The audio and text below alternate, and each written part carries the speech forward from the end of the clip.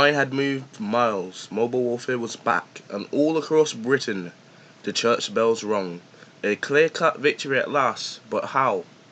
And with so few losses, they have gotten 4 miles within a day and captured and destroyed German lines.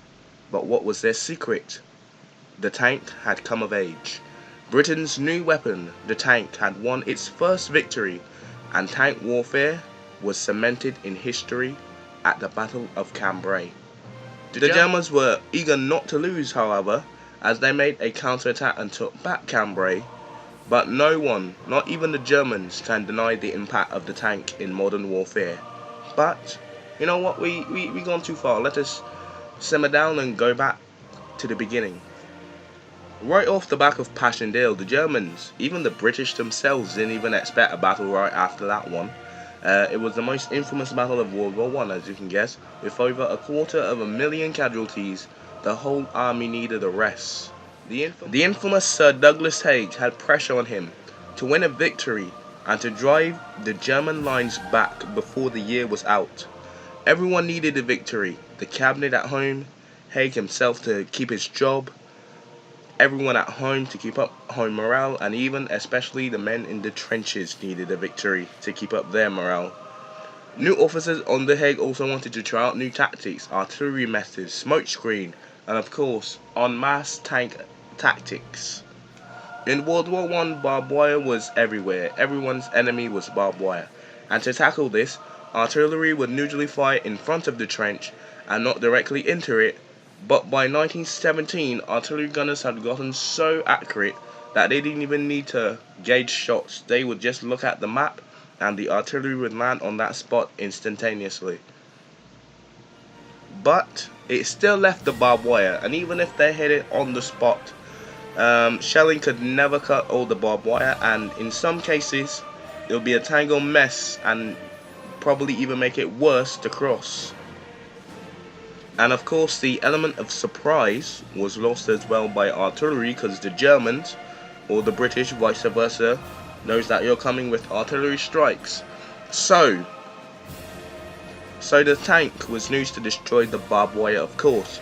Move up. At 28 tons, this steel beast would crush through barbed wire and creating a path for the infantry, 6-pounder guns on each side to destroy pillboxes and German NG nests, and of course Lewis gun to take care of normal infantry. Tanks, artillery and surprise was the new battlefield doctrine. The tanks picked their ground, and the first place they wanted to try was Cambrai. Tanks were used at the Somme. They were introduced in 1916. They were used at the Somme, Passchendaele, but to little effect. And the tank corps and tank enthusiasts saw that the tank needed large numbers, like the French, like their mosquito tactics, hard, soft, flat ground, and even in some urban places if they can get it. And they chose the town, and they chose the city of Cambrai because it had soft ground leading to it, and the urban warfare, which is street, and tanks could always go on streets because there's no mud, nothing. The only thing that's stopping you is the weakness of the street itself. The tanks would have a difficult time, however, at the Battle of Cambrai. The Germans had their newly made Hindenburg line, 4 trenches, and the 4th being at Cambrai itself, and they had widened their trenches because they had expected tanks if they were to show up.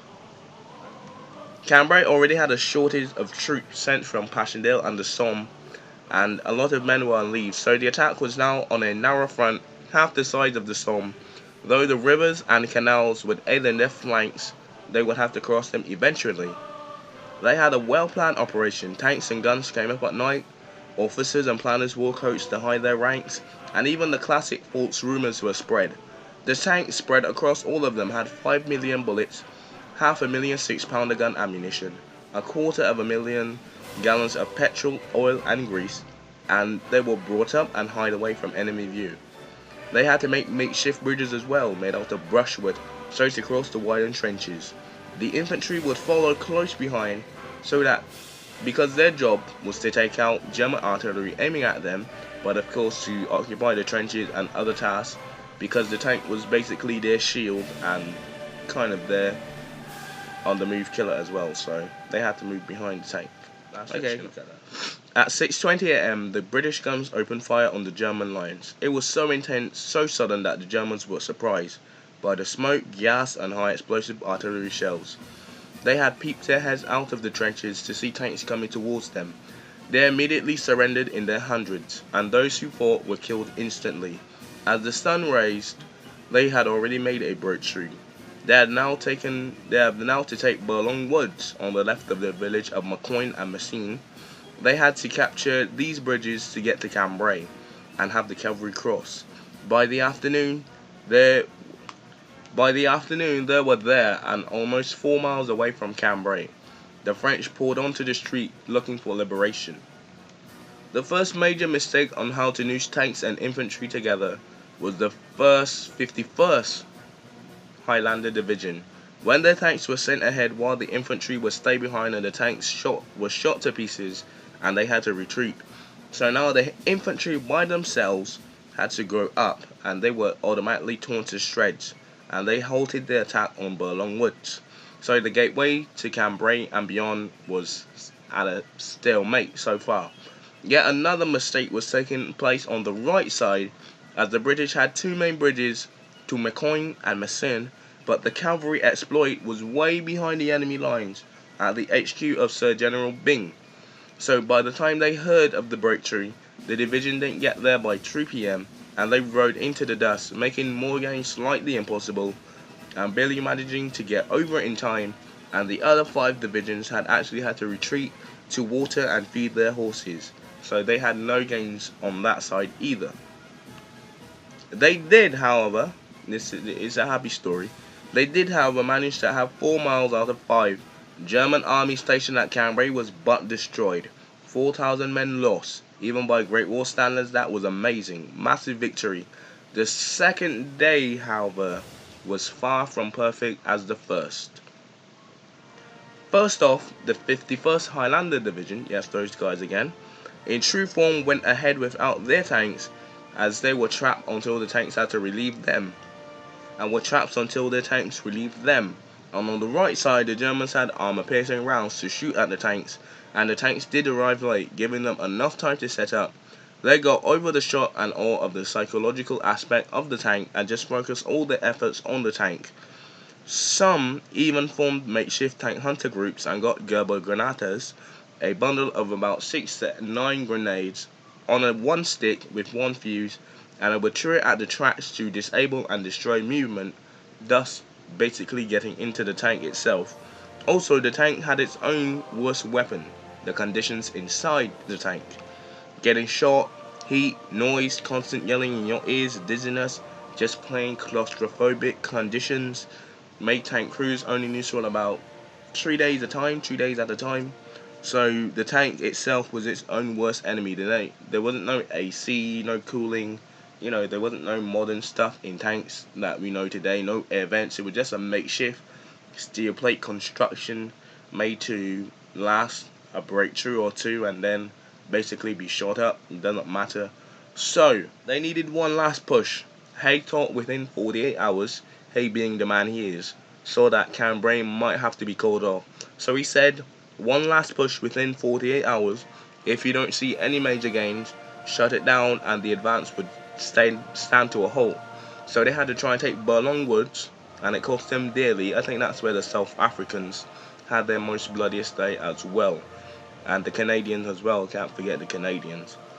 And the Germans were ready to counterattack, pushing the Allies basically back to where they started across the canals, but the Germans themselves ran out of steam, and the Western Front returned to normalcy and the status quo as the first snowflakes of 1917 began to fall. And it was probably the greatest what if of 1917. There's always a great what if. What if the Marne, 1914? What if Putilov, 1915? What if, I don't know, for 1960, 1916 was kinda just a terrible year all around for Allies. Verdun, the Somme, Brusilov. I think Brusilov is a what if, because what if they broke the back of the Austro-Hungarian Empire? 1917, the Battle of Cambrai. What if the British went through the Cambrai? What if the Germans counterattack the other way? And the last what if, I coughed, so it's not gonna really sound too fluid just now, so I gotta cut that. But the what if of 1918, if the Kaiserschlacht, which is the Michael offensive, what if that actually succeeded? They were like 4 miles away from Paris. What if that actually broke through? What if their supply lines weren't extended far beyond their reach? What if the Great War as we know it could have been a German victory? And I'm gonna link you to a video, 2 videos. One is about what if Germany won World War One? Would the world be more peaceful? Maybe, could be, because I mean the British and the French kind of drew arbitrary lines and took up most of Africa, and they were kind of like Britishification, Francofication. So yeah, they didn't really take too kindly to native inhabitants' culture and stuff like that. Also, I'm gonna link you to the documentary that I learned from, the Battle of Cambrai, 2002 kind of World War One stuff. You know, like the 80th or 90th anniversary of World War One. Ah boy, we have come a long way from the 90s and stuff, man. You remember those box televisions? Dang, good times, good times. Okay, that's pretty much me. I sound pretty much better.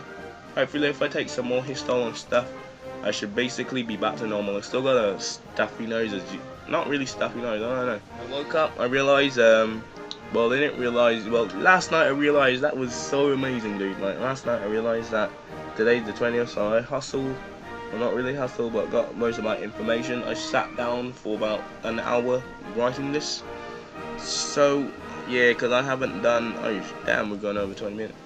Because I haven't done a War 100th Centennial in a while. I was supposed to do Caporetto. I guess we could turn full circle, because I don't think there's nothing really much for this year, so I could probably do Caporetto and something else. Yeah, I think I'm missing about 2. Yeah, because remember my DNS was down, so I mean I could have done it, but you know I just wanted to try and get back on the track and try and get back out videos with the Belgians and stuff like that. So Caporetto just had to go, but I will do Caporetto. And since we're getting the Carcano in December, I think if I do all that with very Italian weapons, I think I should be good. So stay classy, hope you learned something, and gonna edit this now. And the Russians are coming. I hope before the week is out I can actually start. So they've got a lot of MLG gameplay. Plus my external hard drive has kind of filled up with some Russians. And I need to get rid of some Verdun stuff, but there's just like I need to get rid of some stuff, but there's some stuff I want to redo. So hopefully before the year's out, I will try and redo all of the stuff that I want. And yeah, that's pretty much it. 20 minutes. The video itself was not too error. You know, I didn't have a lot of errors because I wrote it last night, and last night wasn't too long ago, so it was basically fresh in my head. So maybe a cough or a sneeze or something like that kind of disrupted the flow, but anything other than that, it's pretty solid.